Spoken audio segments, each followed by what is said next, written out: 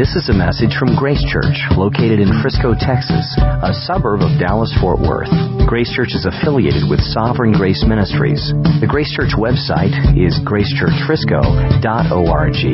The speaker for this message is Rob Tombrella, pastor at Grace Church. I want to welcome you all. We are in a series in Ecclesiastes, which is 2 books over from Psalms. If you're new to the Bible, if you're joining us for the very first Sunday together, Ecclesiastes, just go to Psalms, just peel your Bible right in half, and you'll hit Psalms. Go to the right a couple of books, and you'll hit this book that we've been preaching through called Ecclesiastes. It's presumed to have been written and preached by Solomon, who self-entitles himself in chapter 1, verse 1, the preacher. And he is going to preach to us today. We are in chapter 5. We are going to be looking at verses 8 through 20 of chapter 5. Just got back from a mission trip in Haiti. Haiti is a complex, beautiful country. Needs our prayers, and just had some amazing experiences there. We're going to take some time on a Sunday and share some more details about that. One thing that I got at the end of the trip that I was kind of in denial for a couple of days until you finally realize this is the truth, is that I got sick. And I hate getting sick. And I'm the biggest baby whenever I get sick. Well, I found myself sick this week and laying in my bed, and I did what a lot of people do whenever they get sick, is I try to find a good movie to watch. And I'm a sucker for survival movies, against all odds kind of movies. And so I found one movie I've been wanting to see for a long time, and I watched it, and I'm sick, and it starts off pretty dark and depressing and a little disturbing, and then it it got darker and darker of the movie and more depressing, and I'm getting sicker as I'm watching this movie, and I'm just holding out for some hope at the end, and there's no hope at the end. It just ends, and the credits come on. And don't you hate movies like that? Don't you hate it when you're just holding out for some happy ending, some wrap up at the end, the loop to close? Somebody closed the loop, for crying out loud. And it never happened. It was just disturbing and dark, and it just left me puzzled and perplexed. Like, I spent 2 hours, I'll never get that back. I'm sicker now than I was when I started. And so I went to the movie critics, and usually you're supposed to look at the reviews before you watch a movie. Well, I was so disturbed, I went to the reviews afterwards. And here's what one guy wrote about this movie. I won't tell you the name, so you can experience it on your own. He says this. He says, this movie starts off with the main character putting a gun to his head, having decided his life has no meaning or purpose. After that, the story starts getting depressing. I was like, spot on, man. This guy gets it. This is exactly what my experience was with this movie. So maybe the redeeming of this movie was I'm sharing it with you guys, and it's going to serve as an intro of the sermon here. I'm watching it. At the very end, you realize the main character of the show is God. And He's absent from the scene. It's just a lot of strife and meaninglessness and emptiness, and nothing's coming together. And you're just wanting God to show up, but God never shows up. And that's the emptiness of the show. And that's what the preacher, all through Ecclesiastes, preaches at us again and again in varied ways, in a variety of illustrations. He's preaching at us and saying our stories, just like that movie, is empty without God. It's easy to see when we watch a movie and say, I know why that's going so bad. It's just they're not trusting in God. You can watch a TV show or read a book, a good book, a fiction book or something like that, and you can say, I understand now why the emptiness exists the way that it does. It's because the characters aren't trusting in God. And what's so easy to see in a story that somebody else is living, or even a story that we can watch in our friends, our families, our coworkers, we can see so clearly, we can miss so totally in our own lives. So we've all got stories of emptiness, where we try to live life without God. We try to push God to the margins We believe that He, if He were center stage in our story, would take joy away from us, would take life away from us, would take fullness away from us.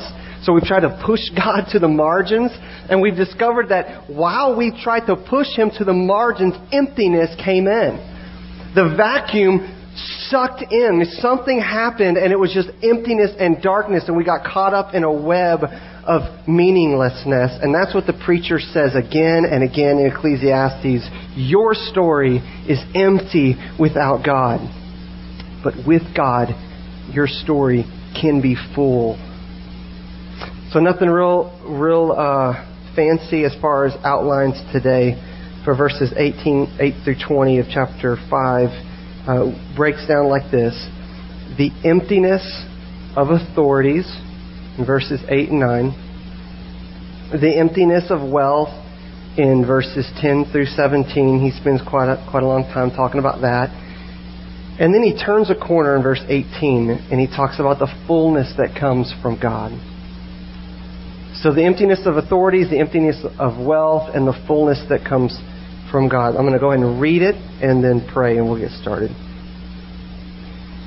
Verse 8 says, "If you see in a province the oppression of the poor and the violation of justice and righteousness, do not be amazed at the matter. For the high official is watched by a higher, and there are yet higher ones over them. But this is gain for a land in every way, a king committed to cultivated fields. He who loves money will not be satisfied with money, nor he who loves wealth with his income. This also is vanity. When goods increase, they increase who eat them. And what advantage has their owner but to see them with his eyes? Sweet is the sleep of a laborer, whether he eats little or much, but the full stomach of the rich will not let him sleep. There's a grievous evil that I have seen under the sun. Riches were kept by their owner to his hurt, and those riches were lost in a bad venture. And he's the father of a son, but he has nothing in his hand. As he came from his mother's womb, he shall go again, naked as he came, and shall take nothing for his toil that he may carry away in his hand. This also is a grievous evil. Just as he came, so shall he go. And what gain is there to him who toils for the wind? Moreover, all his days he eats in darkness, and much vexation and sickness and anger. Behold, what I have seen to be good and fitting is to eat and drink and find enjoyment in all the toil with which one toils under the sun the few days of his life that God has given him, for this is his lot. Everyone also to whom God has given wealth and possessions and power to enjoy them, to accept his lot and rejoice in his toil, this is the gift of God. For he will not much remember the days of his life, because God keeps him occupied with joy in his heart." Father, we ask in Jesus' name that you'd clear away the cobwebs of our thinking regarding joy, that we would no longer think of joy as something that comes from us apart from you, that we would see joy as authored by you, as created by you, as sustained by you, as provided by you, that there is joy no place but in God alone and in the fullness that's found in you. Thank you that we're going to hear today from the preacher where joy and fullness of life is found. We ask that you give us ears to hear that. In Jesus' name, amen. Amen. Well, let's look at the first section. Verses 8 and 9 talk about the emptiness that comes from authority. We need to hear this because we gravitate to hope in authorities and in government and in kings and in just getting the right person elected. And I know your guy is always the right guy, right?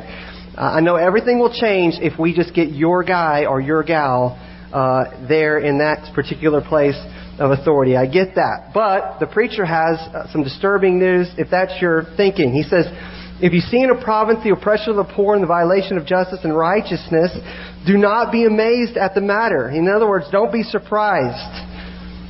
Translation, don't be naive. Another way of saying that. Why? For the high official is watched by a higher, and there are yet higher ones over them.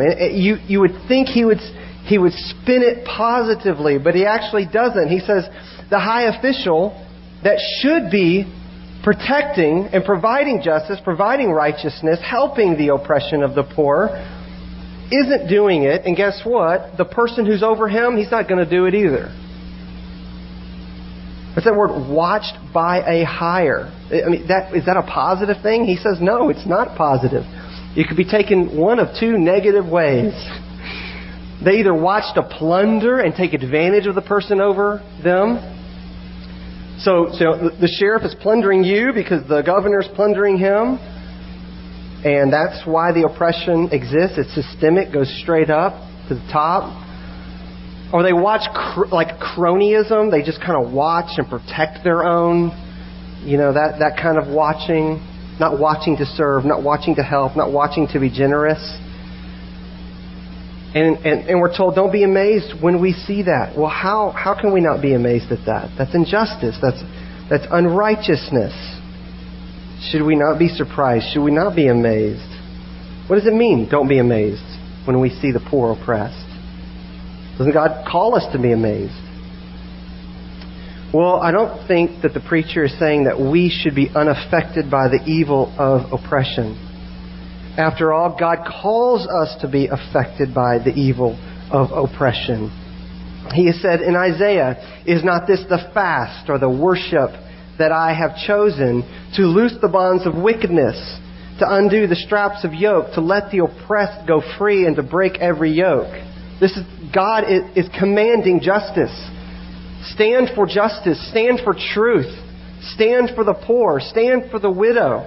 That's what James says. Pure and undefiled religion is to visit widows and orphans in their distress and to keep oneself unstained by the world. In other words, there's lots of people in the world that are distressed, and they're distressed because of the oppression of high officials, people that are over them. They should be serving, but they're not. They should be protecting, but they're not. They should be providing, but they're not. You can translate this even in the corporate world, in the job world. There are bosses that should be protecting and helping, and they are not.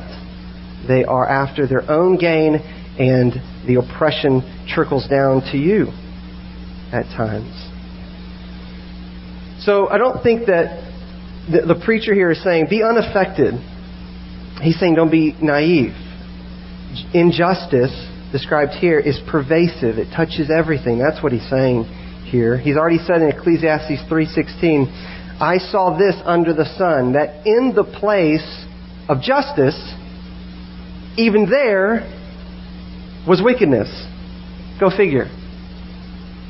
I mean, it's almost like Romans 7, where Paul says, even when I try to do good, evil is right there with me. You know what that feels like, right? He says, in the place of righteousness, where there was supposed to be righteousness, even there, wickedness. So the preacher says, concerning your guy, your gal, the school board, the city council, the perfect judge, the Senate, the Congress, your HOA. Injustice is pervasive. It touches everything. It touches everywhere because sin touches everyone. Jesus understood this. In John 2, Jesus, on his part, did not entrust himself to them, to the high officials of the day, because he knew all people and needed no one to bear witness about man, for he himself knew what was in man.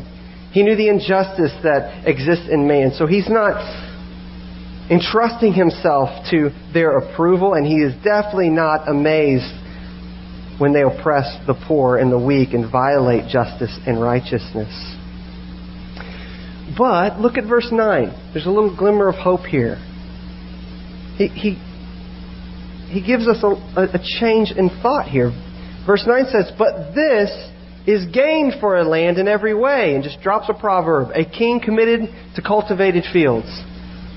So yes, there's oppression of the poor. Yes, there's violation of justice and righteousness. However, it doesn't touch everywhere equally. Injustice is pervasive, but it's varying. It's not equally dark in every land and in every province and in every country and in every city. It varies, the injustice does, according to the mercy of God. There are places where kings are committed to cultivated fields, And where these places exist, the people flourish and they feel protected and they are provided for and they are helped. This is where government is a good thing, and we should be grateful for it and pray for it. So marry these two ideas of verse 8 and verse 9. How should we think about the authorities that are over us according to Romans 10 that are gifts from God that we should be grateful for? Well, a couple of ways, not just one way. We should be hopeful and grateful. Hopeful because there's a king who is over every authority. That's what verse 9 leaves you wondering. Is there a king that's committed fully to cultivated fields out there somewhere?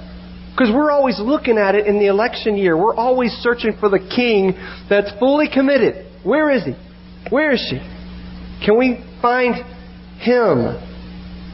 Well, Daniel 2:21 says he exists over every government authority, and he changes times and seasons, and he removes kings, and he sets up kings. He is not concerned about the popular vote of Syria or Egypt or what's happening in North Korea. He sets up kings, and he deposes kings at his will and doing. He's the king over every king. He's the authority over every authority. And nothing escapes his eyes. See, kings are oppressing people because they think there's nobody over them, and there is. There is a king over every king. And this king can turn the heart of any earthly king, Proverbs 21:1 says, like a stream of water. Because the king exists in the hand of the Lord, and he turns it wherever he will. That's the kind of hope that we take into an election year. God can change anything.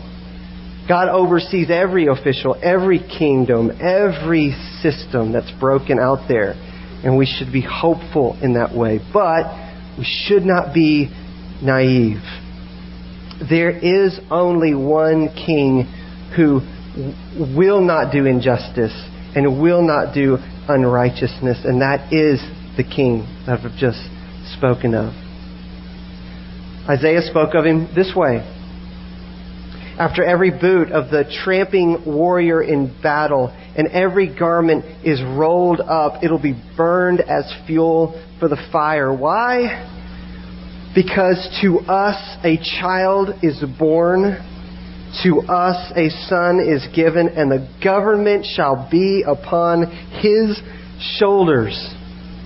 His name shall be called Wonderful Counselor, Mighty God, Everlasting Father, Prince of Peace. And of the increase of his government and of peace, there will be no end. There'll be no end to the increase of his government. And Jesus comes to make it so. He enters into the broken world. He lives righteously and he oppresses nobody. And he says, I am the king that you've been looking for, and I'm ushering in a kingdom like no other. I'm not going to do it through a sword. I'm going to do it through a cross. I'm not going to do it killing you. I'm going to do it by being killed by you. And then I'm going to raise on the third day. Just like I said, I'm going to ascend on high over my kingdom. And through the church, the kingdom is going to advance through the preaching of the gospel. So you and you and you and you will all know all authority in heaven and on earth has been given to me and is exercised through the making of disciples through the church. There is a king that's fully committed, verse 9. But you won't elect them this year.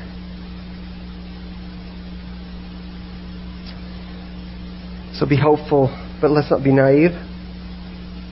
Let's look at the next section, the emptiness that comes from wealth.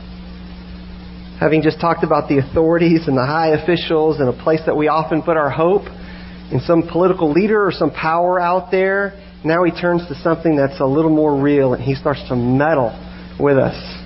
He's going to mess with us, mess with our hearts, mess with our minds a little bit, and he's going to talk about the emptiness that comes from something that you and I all struggle with in varying ways in here, and that's the emptiness of wealth.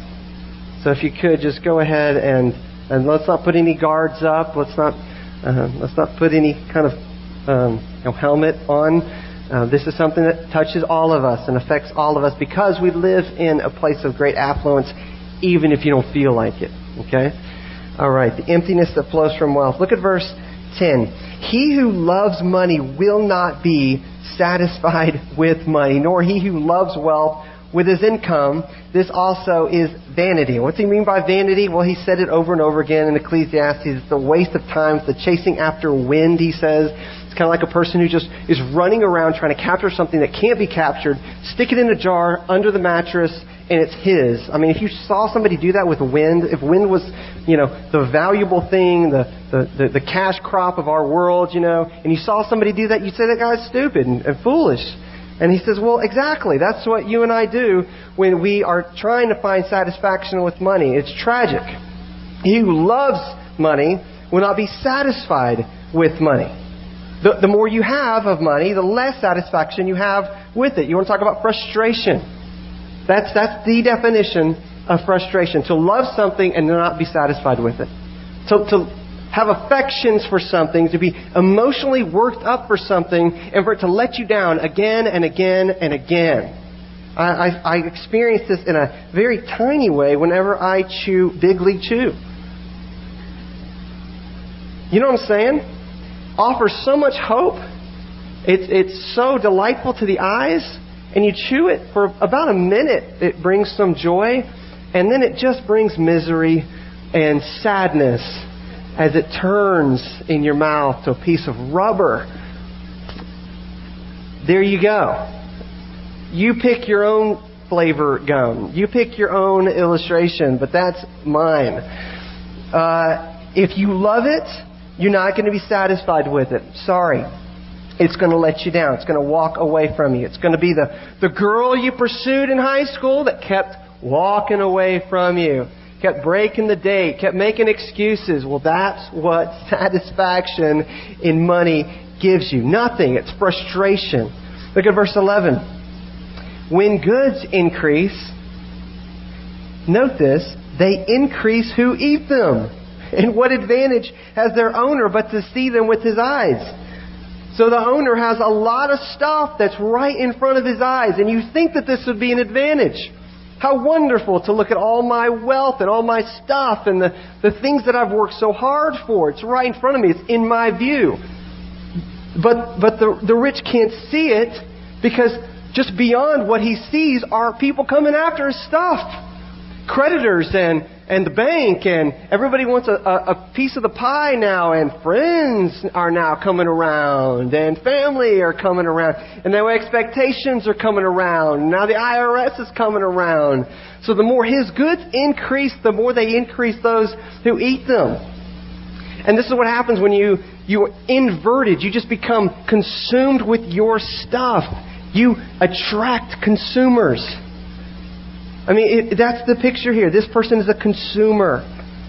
Money is not currency to other people's joy or other people's help and to their advantage. Goods are consumed on that person. And when you become a consumer only with what God gives you, you'll attract consumers to yourself. And this is where the anxiety settles in. My friends, truly my friends? Do they love me or do they love the money that I have? If you ever ask anybody that is a person of great resource, and there are many godly people that are, it can be a temptation at times. It's the anxiety of James chapter 4. What causes quarrels and causes fights among you? Is it not this, that your passions are at war within you?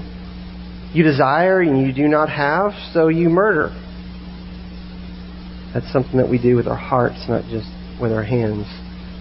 You covet and you cannot obtain, so you fight and you quarrel. You do not have, he says, because you do not ask. And he doesn't mean ask the person for what you have. I had a little boy yesterday at the pool, and we're just kind of sitting there, and he says, Dad, well, yeah, can we just go buy something? No, we're not just going to go buy something today, buddy. But, it's just that idea of, well, I'll just, go buy something. Now, I appreciate what that represents. He believes I am both generous and I have resources. I love that he's coming to me, asking me for stuff. But James is saying that this is what we need to do towards God. We need to ask God for things instead of quarreling and fighting and experiencing anxiety that comes from the emptiness of wealth. Well, look at verse 12. There's a sleeplessness. He goes on. Sleep is affected. Not only are you frustrated and anxious, but it touches you as you try to sleep. Sweet is the sleep of a laborer, whether he eats little or much. But the full stomach of the rich will not let him sleep. Man, isn't that a drag? I mean, he says there's something more than just physical indigestion that's taking place in verse 12. There's a spiritual ulcer-like indigestion that takes place when you live your life as a consumer and being impaled by the promises of consumption. That the more that I get and the more that I consume on myself, the happier I will be, or the more life I'll experience, or the better my life will be, when actually sleep escapes you. Now, I'm all for feasting. And I have Bible verses that talk about feasting, and he's actually going to talk about it here in a minute. But you know the feasting that takes place over the holidays where you just eat so much, and then you try to go to sleep and you just toss and turn because you've done nothing all day except watch football and eat a lot of pecan pie. You know what I'm talking about?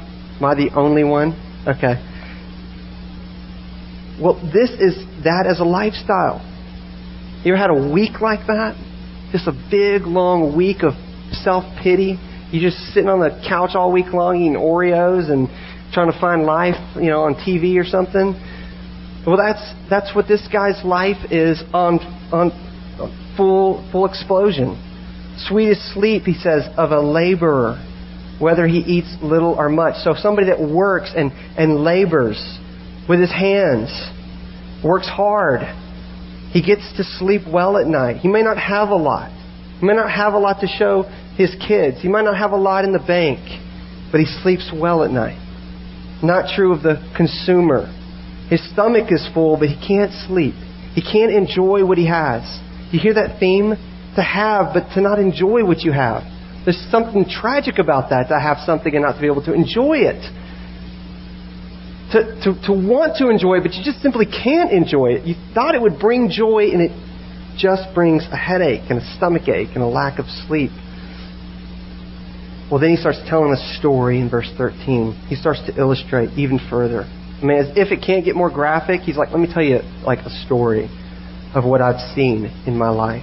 You can all relate to his story. Look at verse 13. There is a grievous evil that I have seen under the sun. Riches were kept by their owner to his hurt, and those riches were lost in a bad venture. And he's a father of a son, but he has nothing in his hand. So note that. First off, he keeps the stuff to himself, and you think, well, isn't that going to hurt others? Well, it does hurt others. But the first person it hurts is himself. He holds things back, and the owner holds them back to his hurt, to his own hurt. He impales himself, and he doesn't even realize it. He brings misery upon himself by holding things back, and it hurts him. Well, note how it hurts him. He tries to do some kind of a get-rich-quick scheme. So he heads off to Vegas in verse 14 and loses the money in a bad venture. He doesn't have enough. He wants more. He wants it fast. That's a recipe for disaster. Many of you know exactly what I'm talking about. You didn't feel like you had enough. You wanted more. You wanted it fast. Do anything it takes to get there. Recipe for disaster.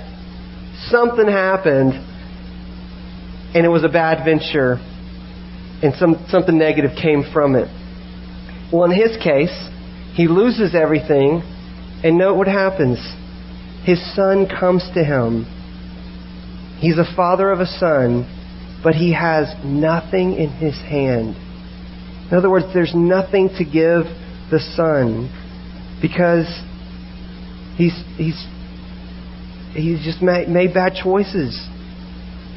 He went to Vegas, but he didn't know that what happens in Vegas comes home. All the way home. It comes home. It came home here. It's come home in your life. Now he has nothing in his hand to give, and he's experiencing the heartache. He doesn't even have a good example. At this point, there's no repentance. He has nothing except heartache and misery. It just spreads further and further.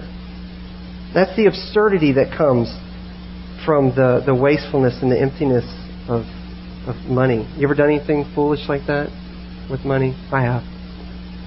I sure have. When I was in high school, I experienced not having money in the home and not knowing really what to do about it. I grew up wealthy, didn't realize I was wealthy at the time, until, long story, our family lost our money, lost a lot of money. And I was right in the middle of high school. I had a lot of wealthy friends. I'm trying to project an image to my friends as a person who still has a lot of money, like a lot of people do in Frisco, a lot of $30,000 millionaires. And I'm trying to project this image out there to my friends, and it's really absurd. And my brother and I have a twin brother. We resolved to do something at some point in high school. Actually, it was my senior year of high school. And what we resolved to do is make as much money as humanly possible as quickly as we can. Now, that's a recipe for disaster, correct?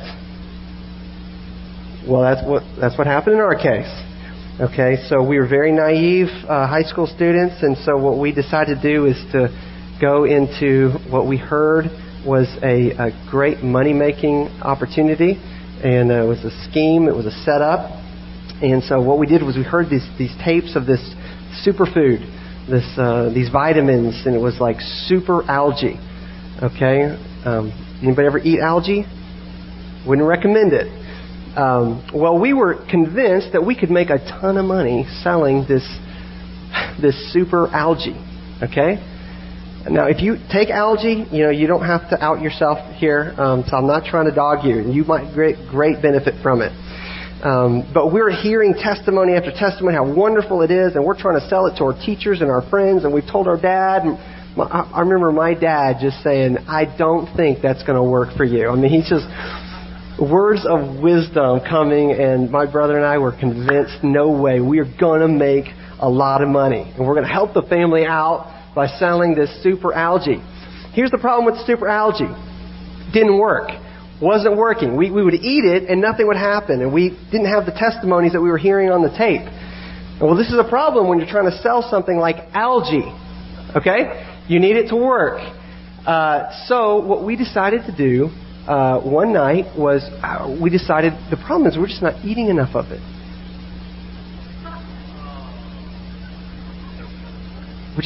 We haven't eaten enough of it. We just haven't experienced the full effect of this algae. So we made a plan. We're just going to take a night, take all of our product that we're supposed to be selling and pushing, and eat as much as we possibly can. And then we'll experience these revolutionary effects physically, memory and energy and vitality. And then we'll have a testimony to tell people that we're trying to sell the product to. Make sense? Okay, so, yeah, right. So we did this. We consumed as much as we could that night. We just ate, and it was nasty stuff. It was gross stuff. Still remember the taste of it. I can still taste it in my mouth. We just consumed this stuff all night long. And here's the problem. You know what we got? We just kind of sat around just waiting for some energy to happen. No energy happened. Memory wasn't improved. You know what we did get that night? A lot of gas. Gas. It was a chasing after the wind. Literally. It was Ecclesiastes, man. It was right there. I was experiencing Ecclesiastes. You might have been reading about Ecclesiastes. But in 1995, God was preaching Ecclesiastes to me. and talking to me about chasing after the absurd. But you do absurd things with the promises of money, don't you? You've done silly things like this. Maybe right now you're pursuing something that is absurd. Well, look at verse 15.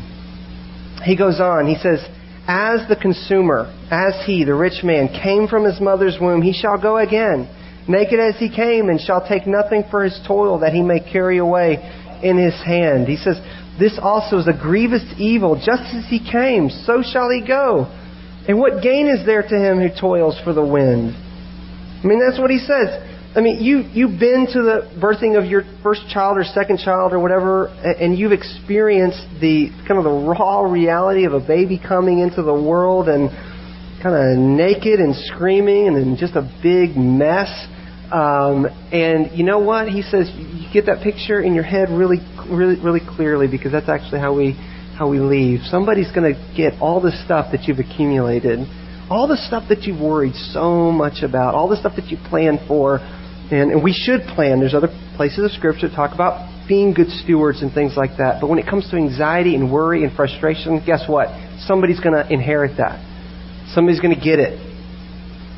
And you could just be wasteful and just experience the vexation of this passage. Look what it says. It says, verse 17, moreover, all his days he eats in darkness. And that talks about loneliness. That's a picture of a lonely person. You say, I don't know any rich people that eat in the dark. If you could see into their souls, you would see something very different. Many wealthy people are lonely people. Many consumers are lonely people. Many people who take the funny show Man vs. Food and they adopt that as their lifestyle and say, that's what I'm going to do with everything. I'm going to do that with relationships. I'm going to do that with opportunities. Just going to consume and let it terminate on me and see if I can somehow drum up some life out of it. You'll eat in darkness if that's your lifestyle. And in much vexation, that's a word for frustration. And in sickness and in anger. Man, Drake ain't rapping that. He ain't talking about sickness, anger, darkness, frustration. Who's talking about that? Trump's not talking about that. I never had an economics professor talk to me about that. The people who were trying to sell me the super algae, they sure enough weren't talking about that. Nobody talked to me about toiling after wind. Man, nobody talks about the temptations of loneliness. It's like the big dark secret. Don't go behind that curtain. We don't want you to see what's behind there. Well, guess what? Here's what's behind there, the preacher says. That's what's there. Paul told Timothy, listen, we brought nothing into the world and we can take nothing out of the world. But if we have food and clothing, with these we will be content. I mean, listen to that. What? If we have food and clothing, with these we will be content, he tells Timothy. I mean, it just sounds almost absurd in our culture, just with all the stuff that we think we need to be content. He says, well, if you got food, if you got clothing, guess what? You should be content. But those who desire to be rich, well, I wasn't asking to be rich. I just wanted something a little bit more than that food and clothing thing. He says, those who desire to be rich can fall into temptation and into a snare and into many senseless and harmful desires that plunge people into ruin and destruction. For the love of money is the root of all kinds of evil. And you've all heard this. You know, it's not money, it's the love of money. Well, that's true. It's systemically there. It's everywhere. That's what it is. It's not just money, it's the love of it. I've seen people who are consumers and consumed with a love of money who had very, very little. And I've seen people who were totally generous that had a lot in my life. The love of money is the root of all kinds of evil. It is through this craving, and it is a craving. Some of you know what it means right now to experience this craving. That some have wandered away from the faith and pierced themselves with pangs. And that's an idea of impalement. And there are people that you know that got caught up in the web of the promises of money and wealth and prestige, and the more that they moved around in the web, the more they got caught up in the web. And they just impaled themselves again and again. They impaled their marriage. They've impaled the relationships with their kids or people that they work with or their family or their friends. They've isolated themselves in some ways. And we all know stories like that. Maybe you're a story coming out of that. Maybe by God's grace, God's moving you out of that kind of story. And I pray that He is.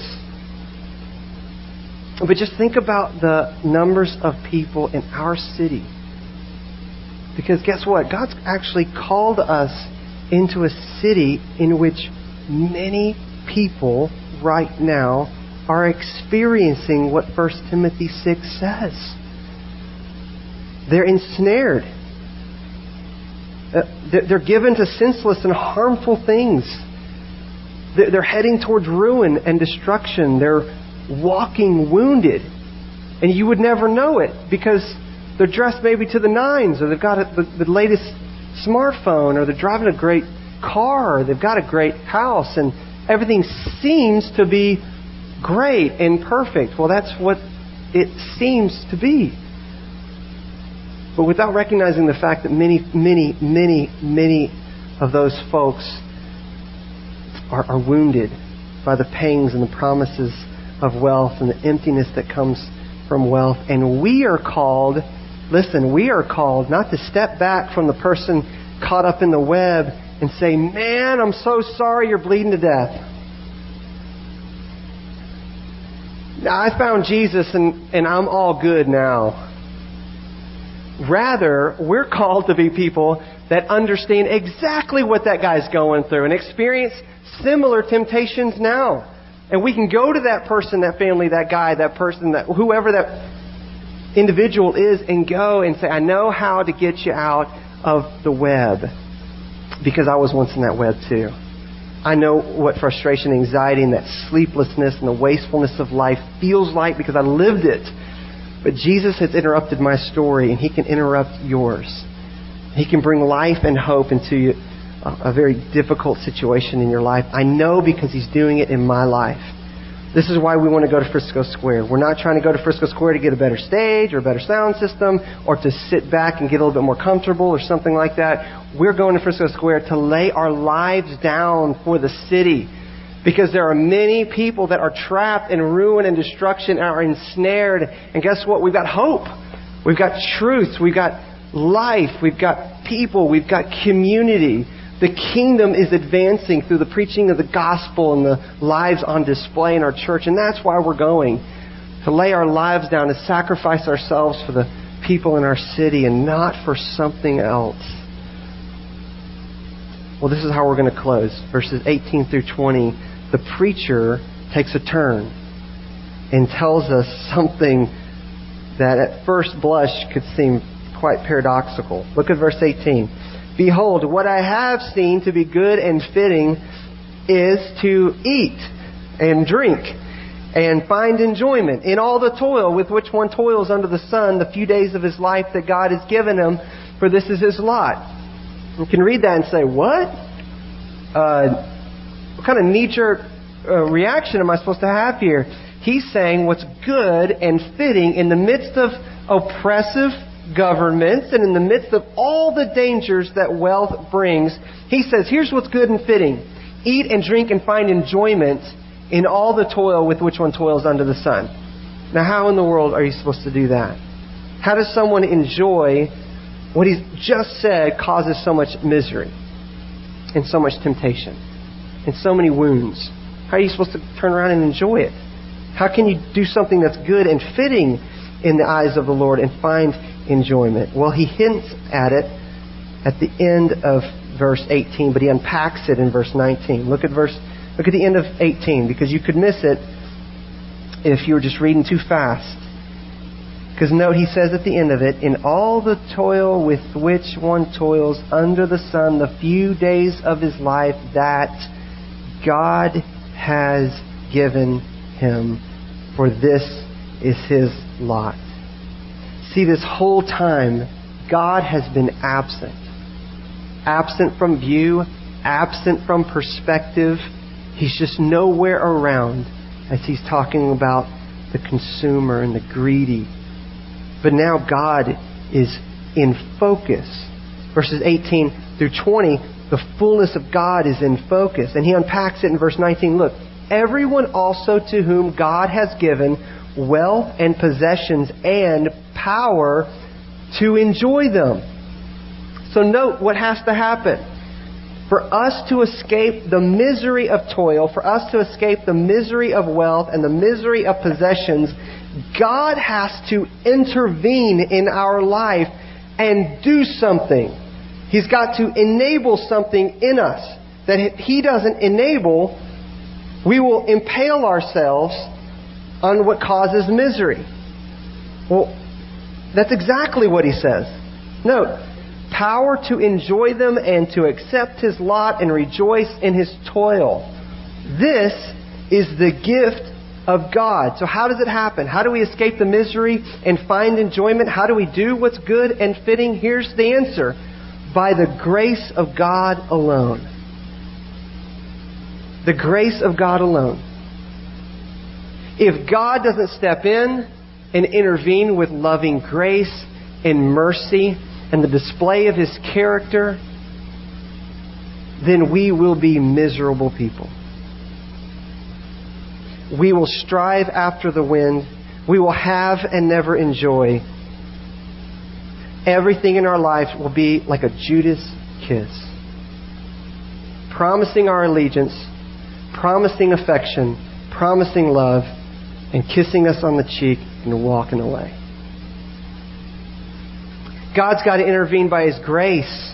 That's what gift means. This is the gift of God. How does He intervene with His grace? How do we find enjoyment? Well, God gives power. Look at that. Power to enjoy wealth and possessions. That's a miracle of God. God's got to give the power to enjoy wealth and possessions.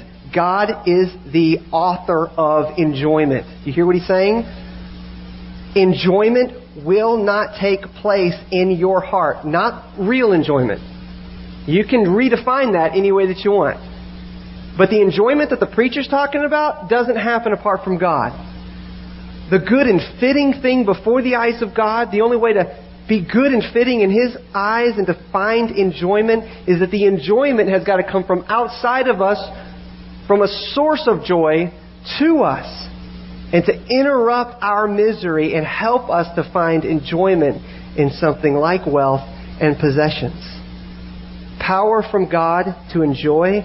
Power from God, note, to accept your lot. That's talking about contentment. Anybody in here struggle with contentment? I sure do. He says, God gives you power. It's a gift of God to accept your lot and to find contentment. And notice, to rejoice in your toil. You got to have power for that too. Because so often we want to get away from the toil. Well, I'll find enjoyment once I get around the toil. Let me leap over the toil, and I'll find enjoyment on the weekend. Well, you ever do that and then find, I'm really enjoying the weekend now. He actually says you can find enjoyment in the toil itself by grace alone, by the power of God alone. So often we get wrapped up in what is sinful to God. Is it sinful to own this thing? Yes, if it owns you. And there's no faith in God or no trust in God. If God is absent from the purchase and absent from the enjoyment of the thing, yeah, maybe you shouldn't have purchased it, or maybe you shouldn't own it. Does it lead you to God, or does it lead you away from God? That's the test of Romans 14:23. So often we just want to know, what's the right decision here? Well, the right decision, according to Romans 14, is whatever does not proceed from faith, that is sin. See, it's possible to do any variety of things and be pleasing to God if it flows from faith in God.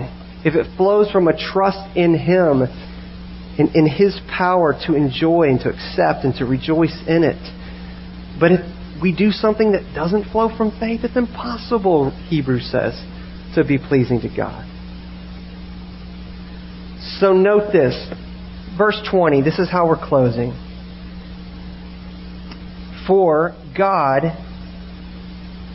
he talks about the person who God has given the power to enjoy. For he will not much remember the days of his life, because God keeps him occupied with joy in his heart. In other words, he doesn't remember the difficulties of the toil and the difficulties of life and all the external challenges that happen in life, because God's doing something. God is keeping him occupied with joy in his heart. So note that. Joy comes from God. Do not fall for the trick and the bait of Satan that is as old as this book, because it happened in the very first story. God's holding out on you, Satan tells Adam and Eve. God does not want to give you joy. God does not want to give you enjoyment. I want to give you joy. I'm the author and creator of joy, not God. And that's exactly backwards. The shepherds heard it from angels. Fear not, for behold, I bring you good news of great joy that will be for all the people. And the person of great joy that comes from the God of joy enters into his creation to express and to live out joy, to be filled with the very joy of God, and to express that out to a world, and to say things like, I've spoken to you, disciples, that my joy may be in you, and that your joy may be full. That means overflowing to the brim. You can't contain any more joy. That's my will for you. That's what heaven is.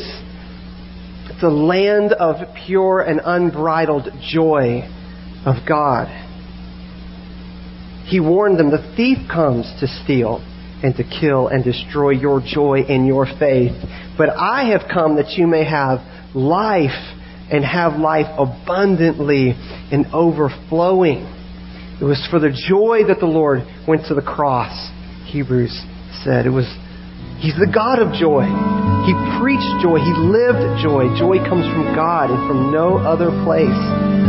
I just believe the Lord wants to interrupt our stories here this morning, this afternoon, because you're trying to find joy in a thing, person, situation, and experience, and you're thinking, if I just push God out to the margins, that's when I'll find joy. God's saying, bring me right in the center of it, and I will fill your life with joy. Let's stand and we'll pray. You've been listening to a message from Grace Church. For more information, visit www.gracechurchfrisco.org.